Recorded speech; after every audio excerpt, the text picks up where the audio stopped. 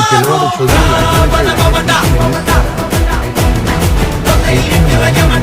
Doctor engineer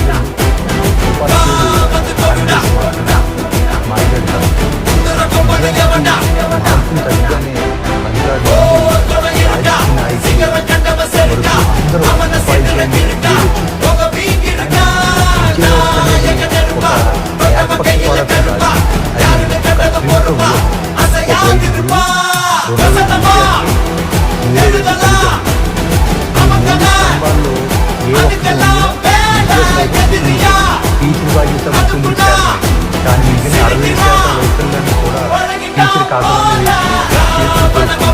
ఒకసారి తిరిగి చూడండి. ద్రోణాచార్యులు ఒక్కడే, సిలబస్ ఒక్కడే, విద్యార్థులు 105 మంది. మరి అర్జునుడు మాత్రమే మిగిలిన 104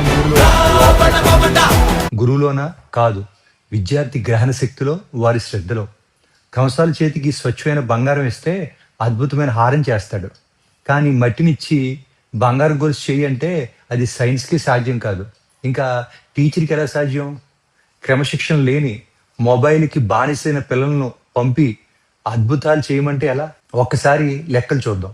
రోజుకి 24 గంటలు, స్కూల్లో ఉండేది కేవలం 6 గంటలు, ఇంట్లో ఉండేది 18 గంటలు.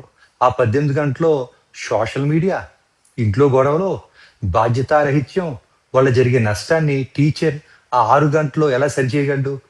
కత్తికి పదునుంటేనే యుద్ధం గెలవగలం. అలాగే విద్యార్థికి నేర్చుకోవాలని తపనుంటేనే గురువు గెలవగలడు. ఇకనైనా ఆపండి. ఉపాధ్యాయులపై అశాస్త్రీయమైన టార్గెట్లు పెట్టడం ఆపండి. కనీసం మీ పిల్లవాడు హోంవర్క్ చేసాడు లేదో చూడని టీచర్ని ప్రశ్నించే హక్కు కోల్పోతున్నారు. చదువు అనేది బడిలో కొనే వస్తువు కాదు, అది అందరూ కలిసి నిర్మించే భవిష్యత్తు. ఆలోచించండి.